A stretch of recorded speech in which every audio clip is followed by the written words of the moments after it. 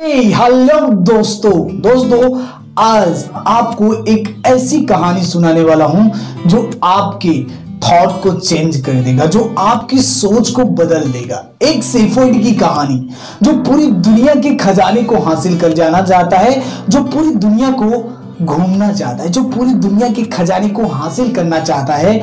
उसके पिता एक बार उसको कहते हैं कि अगर बेटा तुम पूरी दुनिया घूमना चाहते हो, पूरी दुनिया टहलना चाहते हो, तो तुम्हारे लिए एक शेफर्ड की जॉब बेस्ट है, यानी एक चरवाहे की जॉब बेस्ट है। इससे तुम पूरी दुनिया को घूम भी लोगे और पूरी दुनिया का नजारा भी कायम कर लो। उस लड़के का नाम सेंटियागो था। सेंटियागो अपने पिता का बात मान लेता है और वो 2-4 भेड़ खरीद लेता है और बकरियां भी कुछ खरीद लेता है। उसके बाद वो उसको चराने रोज लेके जाता था। उस जॉब से बहुत ज्यादा खुश था। लेकिन जब वो दोपहर में भेड़ चरा के और एक पेड़ के किनारे जब सोने जाता था, तब उसे एक सपना आता था। एक पिरामिड के पास जब वो जाता था तो वो जाता देखता था कि पूरा दुनिया का खजाना वहां पे है। पूरी दुनिया को खजाना वो पाना चाहता था। वो जब खजाने के पास पहुंचता था तभी वो खजाना गायब हो जाता था। एक बार जब उसे वह फिर से अपने भेड़ों की जो बाल होता है उसको बेचने जा रहा था, तो वो बहुत ज्यादा खुश था। जगह पे बेचने जा रहा था जहां पे उसे एक बार एक लड़की मिली थी। वहां पे वो बहुत ज्यादा खुश था।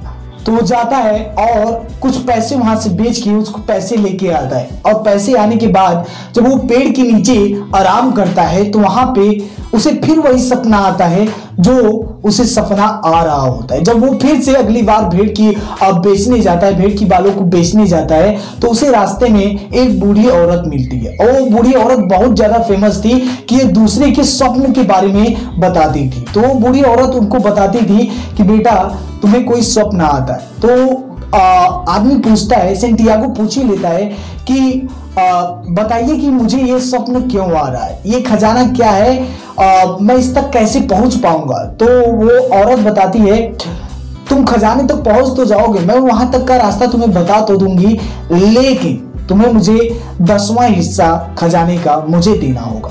तो आदमी बोलता है कि अगर हो सकता है कि मैं खजाने तक ना पहुंच पाऊं तो वो बोलती है कि तुम तब मुझे 10वां हिस्सा खजाने का मत देना। और वो आगे चला जाता है। वो खजाने के बारे में बहुत ज्यादा चिंता करता है और आगे चलता जाता है। तो वो एक बाजार में जाके एक बुक पढ़ने लगता है। वो जब बुक पढ़ रहा होता है तभी एक बूढ़ा आदमी उसके पास आता है। वो बूढ़ा आदमी पास आके बोलता है, बेटा ये जो तुम किताब पढ़ रहे हो वो किताब मैंने पहले ही पढ़ चुकी। क्या तुम अपने सपने के बारे में जानना चाहते? क्या तुम्हें कोई सपना सता रहा है? तो आदमी बोलता है आप मुझे परेशान मत कीजिए, मैं अभी बहुत ज्यादा टेंशन में हूं। तो आदमी बोलता है नहीं, मैं तुम्हारा सलूशन बता सकता हूं, मैं तुम्हारे सपने तक पहुंचा सकता हूं। तो सेंटियागो बोलता है अच्छा तो ठीक है बताइए। तो बोलता है कि तुम एक खजाने की ढूंढ रहे हो, तुम एक खजाना चाहते हो, खजाने के पास पहुंचना चाहते हो। बहुत ही उतार चढ़ाव के बाद फिर भी वो वही बताता है जो वो औरत बताई होती है।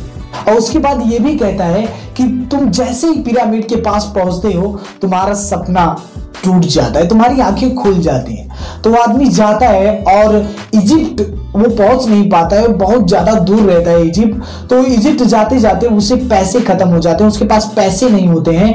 वो ये सोच के हैरान रहता है कि अगर हो सकता है मुझे खजाना ना मिले तो मैं अपने घर कैसे जाऊंगा, मैं अपने घर कैसे पहुंच पाऊंगा। तो वहां पे वो एक दुकान पे जाता है। वो दुकान पे साफ सुथरा देखता है कि मालिक उसका साफ कर रहा होता है। तो वहां पे वो बोलता है कि क्या मैं दुकान साफ कर सकता हूँ, क्या मुझे यहाँ पे खाना मिल सकता है? तो आदमी बोलता है ठीक है तुम्हें मिलेगा, लेकिन तुम्हें यहाँ पे रह के काम करना होगा। तो आदमी सेंटियागो वहां पे कई वर्षों तक काम करता है। उसके बाद वो इजिप्ट जाता है, लेकिन बहुत ही उतार चढ़ाव के बाद जब उसको पता लगता है कि वो खजाना जो वो ढूंढ रहा है वो खजाना उसके पास खुद ही है। वो खजाना उसके पास खुद ही है। वो खजाना जो ढूंढ रहा है वो सिर्फ एक मिथ है जो मिलेगा नहीं। इस कहानी से हम लोगों को ये सीखने को मिलता है कि पूरी दुनिया की खजाना ढूंढने से अच्छा है कि अपने अंदर की खजाने को ढूंढो, अपने अंदर के खजाने को बाहर निकालो। कितना कुछ आप अपने अंदर से बाहर निकाल सकते हो, उस खजाने को बाहर निकालो।